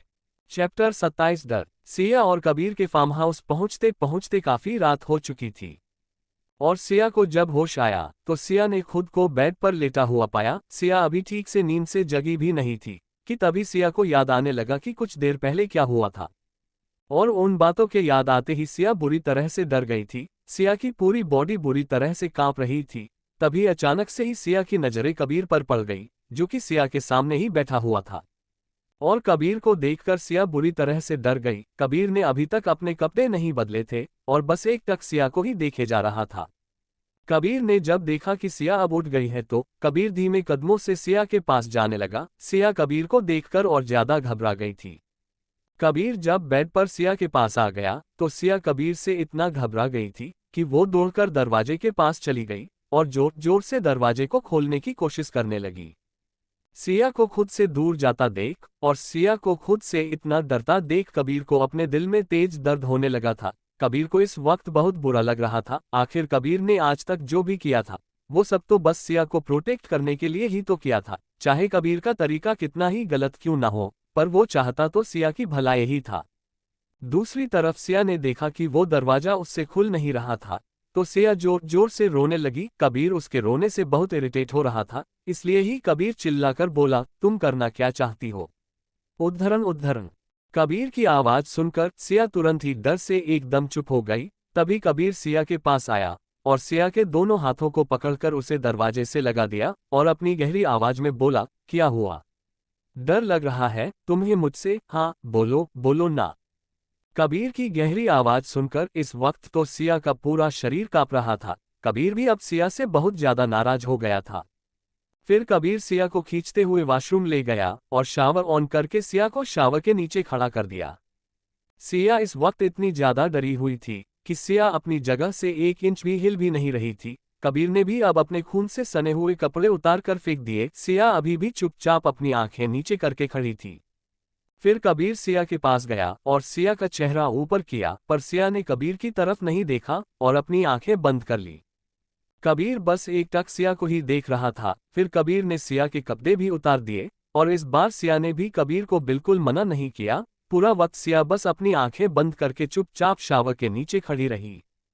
कबीर को अब सिया को ऐसे देखकर बहुत बुरा लग रहा था। कबीर को ऐसा लग रहा था कि सिया अभी भी सदमे में है। कबीर को समझ ही नहीं आ रहा था कि वो सिया को शांत करने के लिए क्या बोले। कबीर को बिल्कुल भी पता नहीं था कि किसी को संभाला कैसे जाता है। कबीर ने अपना गुस्सा कम करते हुए सिया को प्यार से देखा। सिया अभी भी काफी शांत खड़ी थी। फिर कबीर ने सिया को नहलाया और खुद को भी साफ किया। फिर कबीर ने सिया को बाथरोब पहना दिया और खुद भी पहन लिया और सिया को अपनी गोद में उठाकर बेडरूम में ले आया। कबीर ने सिया को बेड पर बिठा दिया और खुद सिया के पैरों के पास बैठ गया और सिया के कांपते पैरों को अपने हाथों से रब करने लगा।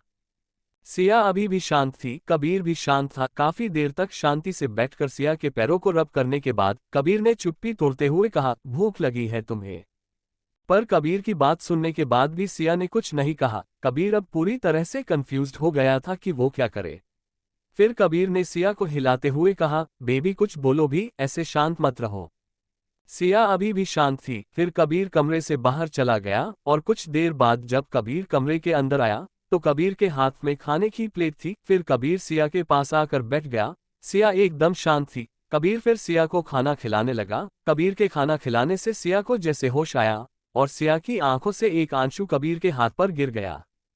कबीर इस वक्त सिया के आंसू देखकर काफी इमोशनल फील कर रहा था, पर इस वक्त कबीर को सिया को संभालने की जरूरत थी, इसलिए ही खुद को संभालते हुए कबीर ने प्यार से सिया को खाना खिलाया। सिया को खाना खिलाने के बाद कबीर प्लेट को टेबल पर रखकर सिया के पास वापस आ गया और सिया से बात करने की कोशिश करने लगा। सिया अब भी बहुत शांत थी। फिर कबीर ने सिया से कहा, बेबी तुम बताओ क्या गलत किया मैंने? आखिर उस जैसे घटिया आदमी को मार देना ही ठीक था। फिर कबीर ने एक गहरी सांस लेकर आगे कहा, ये पहली बार नहीं था जब उस घटिया आदमी ने तुम्हें किडनैप करने की कोशिश की थी, बल्कि उसने ही तुम्हें उस रात भी किडनैप करने की कोशिश की थी। इसके बाद कबीर ने सिया को उस रात का सारा सच बता दिया। जब कबीर और सिया पहली बार मिले थे और अपनी बात खत्म करते हुए कबीर ने सिया से पूछा, अब तुम ही बताओ, अगर आज मैं वहां नहीं आया होता तो आखिर क्या होता? ये तो मैं सोच भी नहीं सकता। कबीर की पूरी बात सुनकर सिया ने कसकर कबीर का हाथ पकड़ लिया। सिया ये सोच भी नहीं सकती थी कि आज कबीर उसे बचाने नहीं आया होता तो सिया के साथ क्या क्या हो सकता था। शायद आज तो निहाल उसे जान से ही मार देता। कबीर ने फिर सिया का वो हाथ और जोर से पकड़ लिया जिस हाथ से सिया ने कबीर का हाथ पकड़ रखा था। कबीर इस वक्त सिया को गले लगाना चाहता था, पर कबीर सिया को गले लगाता उससे पहले सिया ने ही कबीर को गले लगा लिया। सिया ने कबीर को बहुत जोर से गले लगा रखा था और कबीर को और जोर से गले लगाते हुए सिया सिसकते हुए कबीर से बोली, कबीर पर उसे मारना नहीं चाहिए था, हम उसे पुलिस के हवाले भी तो कर सकते थे। आज सिया को ये तो पता चल गया था कि उस रात उसकी किडनैपिंग कबीर ने नहीं, निहाल ने करवाई थी। इसलिए ही सिया ने फिर धीरे से कबीर से पूछा, अगर उस रात आपने मेरी किडनैपिंग नहीं करवाई थी तो उस रात आपने मेरे साथ जबरदस्ती क्यों की, और आप नशे में भी थे? और सिया का सवाल सुनकर कबीर ने आज सिया को सच बताते हुए कहा कि उस रात मुझे किसी ने ड्रग्स का हाई डोज दिया था। तभी सिया को याद आया कि कबीर ने उस वेटर को गोली क्यों मारी थी। सिया ने फिर कबीर को ही गले लगाए हुए ही कहा, कबीर मुझे नींद आ रही है। कबीर ने फिर सिया को बेड पर लेटा दिया और खुद उस कमरे से जाने लगा। कबीर को वहां से जाते देख सिया ने उसका हाथ पकड़कर कबीर को रोकते हुए कहा, कबीर मत जाओ, प्लीज मेरे पास ही रहो। और सिया की बात सुनकर कबीर चौंक गया और सोचने लगा कि जो लड़की उससे हमेशा दूर रहती थी, वो आज खुद ही कबीर को अपने करीब रखना चाहती थी। पर कबीर ने सिया से कुछ नहीं कहा और सिया के पास ही लेट गया। सिया गौर से कबीर की ही तरफ देख रही थी। कबीर ने अपनी आंखें बंद किए हुए ही सिया से कहा, सो जाओ, मुझे पता है मैं बहुत हैंडसम हूँ, पर तुम मुझे ऐसे रात भर घूर तो नहीं सकती। और कबीर की बात सुनकर सिया झेप गई और जल्दी से सिया ने अपनी आंखें बंद कर ली। अपनी आंखें बंद करते ही सिया आज हुई सारी बातों के बारे सोचने लगी। उसे कबीर का पागलपन देखकर डर तो लगा था, पर सिया को ये भी महसूस हो रहा था कि कबीर सच में उससे प्यार करता था। भले ही कबीर को अपनी फीलिंग्स एक्सप्रेस करनी नहीं आती थी और आज तक कबीर ने उसके साथ बस जबरदस्ती ही की थी, पर कबीर ने ही उसे निहाल से बचाया था। ये सब सोचते हुए सिया का दिल अब कबीर के लिए पिघल रहा था, पर सिया को कबीर के गुस्से से डर भी लगता था। फिर सिया ने अपने मन में ही सोचा कि अब वो कबीर से दूर तो नहीं हो सकती थी और दोनों की शादी भी हो चुकी है, इसलिए ही सिया ने मन ही मन अपने रिश्ते को एक और मौका देने का सोचा। फिर कबीर को देखते हुए ही सिया सो गई। Chapter 28 closeness. अगली सुबह सिया की नींद कबीर से पहले ही टूट गई थी। सिया ने देखा कि कबीर उसे कस के पकड़कर आराम से सो रहा था। सोते हुए कबीर बहुत मासूम लग रहा था। कबीर को इस तरह मासूमियत से सोता देख सिया को पता नहीं क्या हुआ और सिया ने अचानक से कबीर के गालों पर एक लाइट किस कर लिया। फिर सिया उठकर वॉशरूम में चली गई। फिर फ्रेश होकर नहाकर सिया टॉवल लपेटकर बाहर आ गई। कबीर अभी भी सो रहा था। सिया फिर अपने पहनने के लिए कपड़े ढूंढने लगी। सिया ने कबर्ड खोलकर देखा तो वहां सिर्फ कबीर के ही कपड़े थे। कुछ और ना मिलने पर सिया ने कबीर की एक टी शर्ट निकाल कर पहन ली और फिर कबीर को प्यार से सोते देखते हुए ही कमरे से बाहर चली गई। नीचे जाकर सिया पूरा फार्म हाउस देखने लगी और पूरा फार्म हाउस देखने के बाद सिया ने नाश्ता बनाने का डिसाइड किया। सिया ने जब किचन में जाकर देखा तो वहां नाश्ता बनाने का सारा सामान मौजूद था, इसलिए ही सिया कबीर का फेवरेट नाश्ता बनाने लगी और जल्दी ही सिया ने कबीर के कॉफी और सैंडविच बनाया। और सिया अभी नाश्ता लेकर ऊपर कमरे में जाने ही वाली थी। सिया ने देखा कि कबीर हॉल की एक दीवार से लगकर खड़ा था और एक टक सिया को ही देखे जा रहा था। कबीर को एक टक खुद को घूरते देख सिया शर्मा गई और फिर सिया ने अपनी नजरें कबीर से हटा ली और अपना चेहरा नीचे करके फ्लो को देखने लगी। सिया को इस तरह से शर्माते देख कबीर ने आकर सिया को पीछे से हक कर लिया। फिर सिया ने भी अपने हाथ में पकड़ी प्लेट को नीचे रखकर पलटकर कबीर को वापस से गले लगा लिया। सिया का पलटकर कबीर को गले लगाना कबीर को सब एक सपना लग रहा था। तभी सिया ने कबीर से कहा, कबीर क्या हम अपने रिश्ते को एक मौका दे सकते हैं? उद्धरण उद्धरण।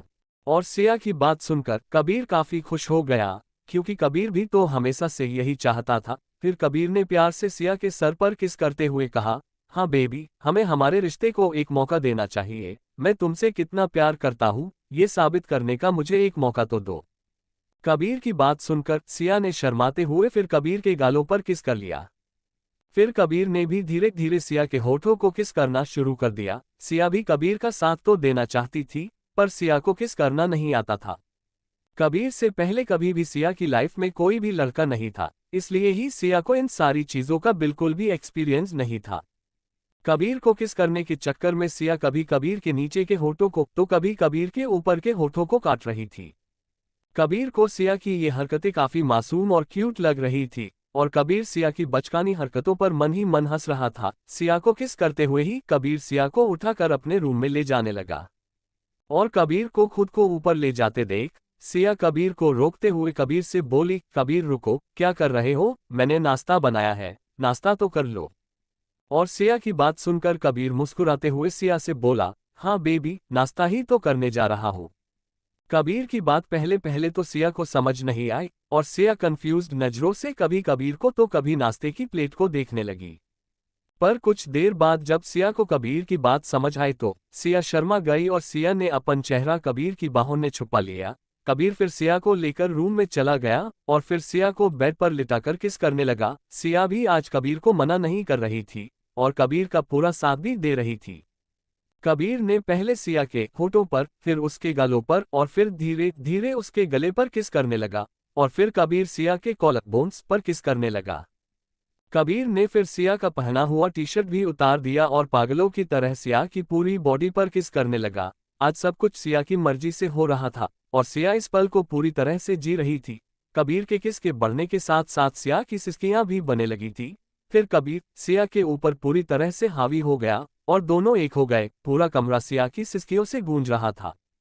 कुछ देर बाद दोनों पसीने से भरे हुए थे। सिया थक कर कबीर की बाहों में ही सो गई। उस पूरे दिन कबीर और सिया बस अपने प्यार में ही डूबे हुए थे। दोनों ने एक दूसरे को प्यार करने के अलावा और कोई काम नहीं किया। शाम में सिया के जिद करने पर कबीर और सिया अपने मैंशन वापस लौट आए। हालांकि कबीर का मन वापस लौटने का बिल्कुल भी नहीं था, पर सिया की जिद की वजह से कबीर को उसकी बात माननी पड़ी। सिया को देखते ही मैग्गी सिया से लिपट गई और सिया छोड़ने से बिल्कुल इनकार करते हुए मैग्गी सिया से बोली, मैग्गी मैं मम्मा को बहुत मिस किया, अब मैग्गी मम्मा को कहीं भी जाने नहीं देगी। मैग्गी की प्यारी बातें सुनकर सिया ने फिर मैग्गी को प्यार से अपनी गोद में उठा लिया और उसके गालों पर किस करते हुए सिया मैग्गी से बोली, आई एम सॉरी बेटा, मम्मा अब कभी भी आपको छोड़कर कहीं भी नहीं जाएगी।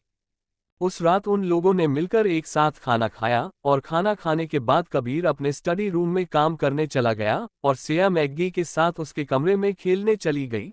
फिर मैग्गी के साथ खेलते खेलते सिया मैग्गी के साथ उसके ही कमरे में सो गई। अपना काम खत्म करके कबीर जब अपने कमरे में गया तो उसे सिया वहां नहीं मिली और सिया को अपने कमरे में ना देखकर कबीर समझ गया कि जरूर ही सिया मैग्गी के रूम में होगी। फिर कबीर भी मैग्गी के रूम में चला गया और उम्मीद के मुताबिक सिया उसे मैग्गी के रूम में ही आराम से सोती हुई मिल गई। फिर कबीर भी उन दोनों के पास जाकर सिया को गले लगाकर सो गया। अगली सुबह कबीर हमेशा की तरह सबसे पहले उठा। सिया और मैग्गी अभी तक सो रही थी। कबीर ने फिर सिया के सर किस किया और जिम चला गया। जिम से आकर कबीर ने देखा कि सिया अब तक उठ चुकी थी और फ्रेश होकर नीचे नाश्ता बना रही थी। फिर सिया को गुड मॉर्निंग विश करके कबीर भी फ्रेश होने चला गया। उन लोगों ने फिर साथ में नाश्ता किया। नाश्ता खत्म होने के बाद सिया ने मैग्गी की तरफ देखते हुए कबीर से कहा, कबीर आप ऑफिस चले जाते हैं और कुछ दिनों बाद मैं भी ऑफिस ज्वाइन कर लूंगी। फिर मैग्गी दिन भर अकेले घर में क्या करेगी। उद्धरण उद्धरण। फिर सिया एक गहरी सांस लेकर कबीर से आगे बोली, हमें अब मैग्गी का स्कूल में एडमिशन करवा देना चाहिए।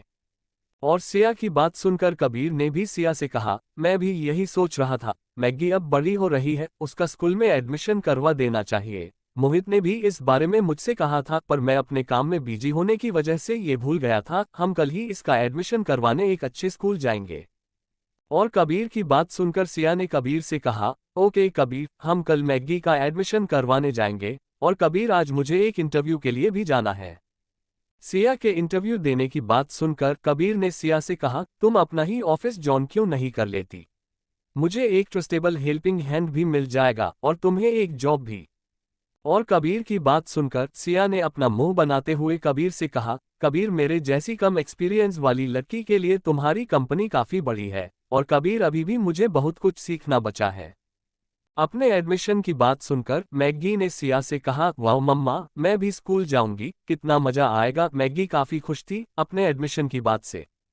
कुछ देर बाद कबीर अपने ऑफिस चला गया और सिया भी अपना इंटरव्यू देने चली गई, जो सोनी ने उसके लिए अरेंज करवाया था। सिया दिल्ली के एक नामी सीए फर्म में इंटरव्यू देने गई थी और सिया का इंटरव्यू भी बहुत अच्छा गया था और उसे मंडे से ज्वाइन करने को बोल दिया गया था।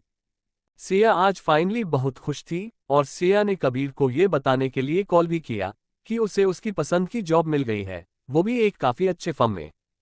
कबीर के ऑफिस में कबीर अपने केबिन में ऋषि को उसकी किसी गलती पर डांट रहा था। तभी अचानक से कबीर का फोन बजा, आई लव यू।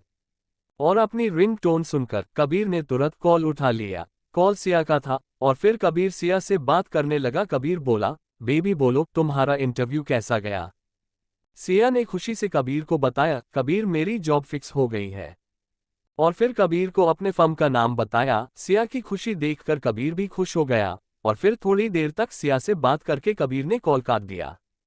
ऋषि अभी भी वही खड़ा था और ऋषि को अभी भी वही खड़ा देखकर कबीर ने उससे बोला, हाँ तो मैं क्या कह रहा था। सिया से बात करके कबीर ऋषि को डांटना भूल ही गया था और कुछ याद न आने पर कबीर ने फिर ऋषि को बाहर जाने को बोल दिया। ऋषि ने बाहर आकर चैन की सांस ली और सोचा, मैडम ने तो आज मुझे बचा ही लिया। और फिर ऋषि अपने काम में लग गया। दूसरे दिन कबीर और सिया ने एक अच्छे स्कूल में जाकर मैग्गी का एडमिशन करवा दिया। सिया ने भी अपना ऑफिस ज्वाइन कर लिया और कुछ दिनों तक सिया और कबीर की लाइफ इसी तरह चलती रही, सुकून से सब कुछ नॉर्मल चल रहा था। सुबह सिया और कबीर साथ में मैग्गी को स्कूल छोड़ने जाते थे, फिर कबीर सिया को उसके ऑफिस छोड़ देता। मैग्गी को नीना आंटी स्कूल से वापस घर ले आती थी और सिया को ऑफिस से कबीर घर ले आता था। उनकी दिल्ली की लाइफ ऐसी ही चल रही थी, सब कुछ नॉर्मल था। पर कहते हैं ना, जिंदगी एक पहिए की तरह होती है, अगर आज सुख है तो दुख भी आएगा और दुख है तो सुख भी आएगा, इसी का नाम तो जिंदगी है। Chapter 29 doubt. अब तक आपने पढ़ा कि सिया और कबीर की जिंदगी में सब कुछ नॉर्मल चल रहा था। अब आगे सिया की जॉब बहुत अच्छी चल रही, 1 महीने में उसका प्रमोशन भी हो गया था। अब वो अपने फर्म में as a tax advisor job कर रही थी। ये पर उसके बहुत सारे फ्रेंड्स भी बन गए थे। सिया ने सोनी को भी मैगी से मिलवा दिया था। मैगी को सोनी बहुत प्यारी लगी, वो तीनों कभी कभी बाहर खाने पर भी जाते थे। पर कबीर के साथ ऐसा नहीं था, उसकी कंपनी में सब ठीक नहीं था। कबीर की दुबई वाली कंपनी पिछले 2 महीनों से लॉस में चल रही थी। कबीर पर काम का प्रेशर बहुत बढ़ गया था। वो अब घर रात को बहुत देर से आता और सुबह तो कभी कभी सिया के उठने से पहले ही चला जाता। उसके दोनों भाई मोहित और यश की कंपनी की भी हालत कबीर के ही जैसी थी। यश जो राजस्थान लौट आया था, उसे तो खाना खाने का भी समय नहीं मिल पाता था और मोहित तो इतना ज्यादा बिजी था कि उसने लगभग 1 वीक से मैगी से बात भी नहीं की थी। और पिछले 2 दिन से कबीर घर नहीं आया था। सिया को अब कबीर का बर्ताव बहुत अजीब लग रहा था। वैसे तो सिया बहुत समझदार थी, पर उससे अब कबीर पर शक होने लगा था कि कहीं कबीर का बाहर कोई अफेयर तो नहीं चल रहा है। आज सिया का बर्थडे था, उसे सबने विश कर दिया। उसके माँ पापा, भाई ने, सोनी ने और नीना आंटी और मैगी ने तो उसके लिए केक भी बनाया था। पर कबीर ने तो उसे एक कॉल तक नहीं किया। सिया ने परेशान होकर खुद ही कबीर को कॉल किया, पर उसका नंबर बंद आ रहा था। सिया ने फिर उसके असिस्टेंट ऋषि को कॉल किया, पर उसका नंबर भी बंद था। सिया के दिमाग में बहुत उल्टे पुल्टे ख्याल चल रहे थे। तभी सोनी उसे कॉल करती है तो सिया बुरे मूड से कॉल उठा लेती है। सोनी पूछती है, क्या हुआ बर्थडे गर्ल, तू इतनी शांत क्यों है? तो सिया उसे कबीर के बिजी रहने के बारे में बताती है और कहती है, पक्का उसे कोई और लड़की मिल गई है, मुझे तो बर्थडे तक विश नहीं किया, उसने नंबर भी ऑफ करके रखा है। सिया ये सब रोते हुए बोल रही थी। तो सोनी उससे कहती है, मेरी जान, वैसे तो तू बहुत समझदार है, पर कहते हैं ना, प्यार अच्छे अच्छों का दिमाग खराब कर देता है। तेरे साथ भी लगता है कुछ ऐसा ही हो रहा है। अरे अपने काम में भी तो बिजी हो सकता है इंसान, जरूरी थोड़ी ना है अफेयर ही हो उसका, और भी बहुत कुछ। सोनी उसे आइडिया देती है, अगर कबीर नहीं आ रहा तो तू उसके ऑफिस चली जा। सिया खुद ही अपने बर्थडे का केक लेकर कबीर के ऑफिस में चली जाती है। आज वो अकेले थी, रिसेप्शनिस्ट उसे पहचान नहीं पाती। वो सिया से पूछती है, हेलो मैम, आपको किससे मिलना है? तो सिया बहुत ही पोलाइट होकर उससे कहती है, कबीर से। इस पर वो रिसेप्शनिस्ट उससे कहती है, क्या आपका अपॉइंटमेंट है? सिया अब चिढ़ जाती है। वो उससे कहती है, मुझे मेरे हस्बैंड से मिलने के लिए अपॉइंटमेंट की जरूरत नहीं, और सीधा लिफ्ट में चली जाती है। सिया का ऐसा एटीट्यूड देखकर रिसेप्शनिस्ट तो बस मुंह खोले उसे देखती रह जाती और कुछ नहीं कह पाती। उसे सच में सिया कबीर की ही वाइफ लग रही थी, क्योंकि सिया कबीर की ही तरह रुड बात कर रही थी। सिया जब कबीर के केबिन में पहुंचती है तो देखती है कबीर अपनी किसी फाइल को पढ़ने में बहुत बिजी था। सिया के आने की आहट जब उसे लगी तो उसने नजरें उठाकर सिया को देखा। सिया को देखते ही कबीर का खराब मूड सही हो गया। सिया ने एक पिंक कलर की साड़ी पहनी हुई थी और बहुत प्यारी लग रही थी। कबीर की नज़र उसकी कमर पर जैसे फिक्स ही हो गई थी। कबीर उठा और उसने जाकर सिया को अपनी बाहों में भर लिया। सिया ने उससे छुटते हुए कहा, छोड़ो मुझे, मुझे पता है आपका कोई चक्कर चल रहा है। कबीर शौक होकर कहता है, वो चक्कर? तो सिया बोलती है, हाँ चक्कर। अब आप मुझसे प्यार नहीं करते? आज मेरा बर्थडे है और आपको याद तक नहीं? कबीर अपने दोनों कान पकड़कर बोलता है, सॉरी बाबा, मुझे माफ कर दो, मैं भूल गया था, पर सच में मेरा कोई चक्कर नहीं है। मैं तो बस अपनी बीवी से प्यार करता हूँ, तुम्हारे अलावा मैं किसी को देखता तक नहीं, सच में। फिर वो लोग सिया का लाया हुआ केक काटते हैं और कबीर सिया को बहुत ही रोमांटिक तरीके से केक खिलाता है और फिर कबीर सिया को किस करने लगता है। वो लोग किस करने में बिजी ही थे, तभी डोर पर नॉक होती है। कबीर तुरंत सिया को छोड़ देता है। डोर पर ऋषि था। कबीर ने बोला, कम इन। ऋषि अंदर आया और बोला, सर, हमारे अकाउंट्स डिपार्टमेंट के हेड ने आपके लिए ये फाइल दी है, इस पर आपके सिग्नेचर चाहिए। कबीर ने उससे फाइल ले ली और ऋषि चला गया। कबीर ने फाइल को देखा और उस पर सिग्नेचर कर दिया। सिया कबीर के लिए नाश्ता भी लाई थी। सिया ने कहा, चलो आओ नाश्ता कर लो। कबीर उसे बड़े प्यार से देख रहा था। उसने कहा साथ में करते हैं, तो सिया ने बोला मैंने कर लिया है, आप कर लो। कबीर फिर वॉशरूम चला गया। सिया वहीं बैठकर कबीर ने जिस फाइल पर सिग्नेचर किया था उसे देखने लगी। कबीर जब वॉशरूम से बाहर आया तो देखा सिया बड़े ध्यान से उस फाइल को पढ़ रही थी और साथ ही कुछ कैलकुलेट भी कर रही थी। कबीर ने उसे डिस्टर्ब नहीं किया और नाश्ता करने लगा। कबीर नाश्ता करते हुए सिया को ही देखे जा रहा था, जिसका चेहरा उस फाइल को पढ़ पढ़कर गंभीर होता जा रहा था। तभी ऋषि दोबारा आता है और गेट नॉक करता है। कबीर को पता था ऋषि ही होगा। कबीर कहता है यस कम इन, और आते ही ऋषि पूछता है सर कि आपने साइन कर दिया, फाइल एजेंट है।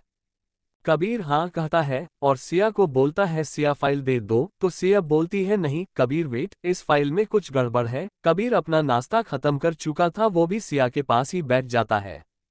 फिर सिया कबीर को उस फाइल की सारी गलतियों के बारे में बताती है। ये उसके दुबई की कंपनी की फाइल थी। सिया जैसे जैसे उसे उन गलतियों और उस गलती से कंपनी पर पड़ने वाले इम्पैक्ट के बारे में बताती है। कबीर का चेहरा काला पड़ता जा रहा था। ऐसा नहीं था कि कबीर लापरवाह था, वो बस अपने अकाउंट्स डिपार्टमेंट के हेड पर बहुत भरोसा करता था, क्योंकि वो हेड कबीर के पापा का भरोसेमंद था। साथ ही वो कबीर के पापा का बचपन का दोस्त भी था, इसलिए कबीर कभी भी उनकी बनाई रिपोर्ट पर शक नहीं करता था। Chapter 30 she is a genius. अब तक आपने पढ़ा कि सिया कबीर को उस फाइल की सारी गलतियों के बारे में बता रही थी। अब आगे कबीर एक तरफ जहां सिया की इंटेलिजेंस से इम्प्रेस हो रहा था, तो दूसरी तरफ अपने अकाउंट्स डिपार्टमेंट के हेड नितिन मित्रा पर उसे बहुत गुस्सा आ रहा था। ऋषि भी मुंह खोले अपनी लेडी बॉस को देख रहा था और सोच रहा था कि काम करते वक्त वो बिल्कुल कबीर सर की तरह हो जाती है। तभी सिया ऋषि से कहती है मुझे इस प्रोजेक्ट की सारी फाइल्स ला कर दो। ऋषि कबीर की तरफ देखता है तो कबीर उसे देख हाँ में अपना सर हिला देता है और फिर कबीर और सिया उस प्रोजेक्ट के बारे में डिस्कस करने लगते। सिया को देख कबीर को उसकी दादी की याद आ जाती है। कबीर की दादी भी इसी सीरियस तरीके से उसके साथ चीजें डिस्कस करती थी। तभी ऋषि अपने हाथों में फाइल्स का बंडल लिए हुए ही केबिन में एंटर करता है। सिया बड़े ही ध्यान से सारी फाइल्स को देख रही थी और सभी गलतियों को हाइलाइटर से मार्क करते हुए कबीर को समझा रही थी। 1 घंटे बीत गए, 2 घंटे बीत गए, 3 घंटे बीत गए। सिया बिना रुके कबीर को सब समझाई जा रही थी और कबीर सब गौर से सुनता जा रहा था। सारी फाइल्स के खत्म होते होते कबीर का तो दिमाग ही खराब हो गया था। गुस्से से उसकी आंखें लाल हो गई थी। ऋषि भी केबिन में ही बैठा था, वो तो बस सिया को ही देख रहा था और सोच रहा था लेडी बॉस तो जीनियस है। कबीर ने फिर सब समझने के बाद ऋषि को बोला पूरे अकाउंट्स डिपार्टमेंट को मीटिंग हॉल में बुलाओ। अभी कबीर की गुस्सेल आवाज सुन ऋषि को लगा आज पक्का कोई मरने वाला है। फिर ऋषि तेजी से बाहर जाता है और पूरे अकाउंट्स डिपार्टमेंट को मीटिंग हॉल में आने को बोलता है। हेड नितिन मित्रा को भी सब चौंक जाते हैं। आखिर ऐसा क्या हुआ है अचानक से जो पूरे डिपार्टमेंट को मीटिंग के लिए बुलाया गया है। सब मीटिंग रूम में आते हैं। वहां कबीर पहले से ही मौजूद था। सब लोग चौंक जाते हैं, पर वो लोग कबीर को देखकर नहीं, उसके बगल में बैठी पिंक कलर की साड़ी पहने बहुत खूबसूरत लड़की को देखकर चौंकते हैं। मीटिंग हॉल में कानाफूसी शुरू हो जाती है। तभी कबीर की जोरदार आवाज आती है साइलेंस, और वहां पर सन्नाटा ऐसे पसर जाता है जैसे वह कोई मौजूद ही न हो। कबीर सीधे नितिन मित्रा की आंखों में देखते हुए कहता है मिस्टर नितिन मित्रा, आपकी बनाई हुई रिपोर्ट्स से कंपनी को फायदा नहीं लॉस हो रहा है। मुझे ऐसा क्यों लग रहा है कि आप मुझे धोखा दे रहे हैं। उसकी बात सुन नितिन मित्रा थोड़ा सा कपका जाता है। ये आज पहली बार था कि कबीर उन्हें उनके नाम से बुकला रहा था, वरना कबीर हमेशा उन्हें अंकल ही कहता था। वो कहते हैं बेटा ऐसा नहीं हो सकता, मैंने खुद सभी रिपोर्ट्स को बनवाया। हंसी तो कबीर उन पर चिल्लाते हुए कहता है सर कहो मुझे। वो तो इतना डर गए थे कि उनकी तो पैंट ही गीली हो जाती, पर फिर भी अपने डर पर काबू करते हुए बोले नहीं ऐसा हो ही नहीं सकता। वो आदमी आखिरी तक अपनी गलती मानने को तैयार नहीं था। तो कबीर ने ऋषि को इशारा किया। ऋषि ने एक पेन ड्राइव को प्रोजेक्टर से जोड़ दिया जिसमें उन सारी फाइल्स की सॉफ्ट कॉपी थी। फिर सिया अपनी जगह से खड़ी हुई और उस प्रोजेक्टर पर एक एक करके उन सभी गलतियों को बताने लगी। सभी सिया की प्रेजेंटेशन से दंग थे। सिया बड़ी अच्छी तरह से सबको अपनी बात समझा रही थी। सिया की प्रेजेंटेशन खत्म होने के बाद कबीर ने नितिन मित्रा की तरफ देखकर पूछा अब आपको और कुछ और कहना है। नितिन मित्रा तो जैसे अपनी गलती मनाने को तैयार ही नहीं था। उसे सिया पर बहुत गुस्सा आ रहा था, जो बारीक से बारीक गलतियां भी एक्सप्लेन करके बता रही थी। नितिन मित्रा अपनी सफाई में कहता है, सर ये सारी तो छोटी मोटी गलतियां हैं, इससे हमारे प्रोजेक्ट पर कोई असर नहीं पड़ेगा। ये कल कई आई हुई लड़की मुझे काम करना सिखाएगी। अब ये लड़की छोटी बातों को बढ़ा चढ़ा कर बता रही है। सिया के बारे में बुरा सुन कबीर चिल्लाता है, बस वो कोई कल की आई हुई लड़की नहीं, इस कंपनी की मालकिन और मेरी वाइफ है। कबीर इन सभी बातों को इतने गुस्से में कह रहा था कि सभी डर से कांपने लगे। सिया ने उसका गुस्सा कम करने के लिए कबीर का हाथ जोर से पकड़ लिया। कबीर की बर्दाश्त से अब सब कुछ बाहर हो गया था। उसने सबको बाहर जाने को कहा और अपने बॉडीगार्ड्स को बुलवाया। अब मीटिंग हॉल में कबीर, सिया, ऋषि, कबीर के बॉडीगार्ड और बस नितिन मित्रा ही बचा था। कबीर ने दांत पिसते हुए बोला, मुझे बताओ किसके कहने पर किया तुमने ये सब, वरना कबीर राणा को धोखा देने का अंजाम तुम्हें पता ही होगा। और तुम मेरे पापा के दोस्त हो, तुम्हें तो मैं मार भी नहीं सकता, तो तुम्हें ना एक कमरे में बिना खाना पानी के बंद कर दूंगा। कबीर की बातों को सुन और उसकी लाल आंखों को देख नितिन मित्रा उसके पैरों में गिर गया और गिड़गिड़ाने लगा। उसने बोला, मुझे माफ कर दो बेटा, मैं लालच में आ गया था। मुझे नील सहाय ने 50 करोड़ दिए थे ये सब करने के लिए। कबीर ने कहा, मुझसे मांग लेते, मैं बिना कुछ पूछे आपको पैसे दे देता, पर नहीं, लोग मुझे धोखा देकर जानवर बनने पर मजबूर कर देते हैं। और वो नील सहाय, उसकी कंपनी और उसके पूरे परिवार को मैं बर्बाद कर दूंगा। नील सहाय कबीर का सबसे बड़ा दुश्मन था। निकिता सहाय उसकी ही बहन थी। हालांकि निकिता कबीर से शादी करना चाहती थी, पर वो बस उसकी दौलत से प्यार करती थी, कबीर से नहीं। निकिता सहाय और कबीर कॉलेज में साथ थे। कबीर उससे 3 साल सीनियर था, पर फिर भी निकिता उसके पीछे हाथ धोकर पड़ी थी। उस रात यश की पार्टी में भी उसने कबीर को ड्रग्स दिया था, ताकि वो कबीर के साथ सो सके और इसी का सहारा लेकर कबीर को खुद से शादी करने के लिए मजबूर कर सके।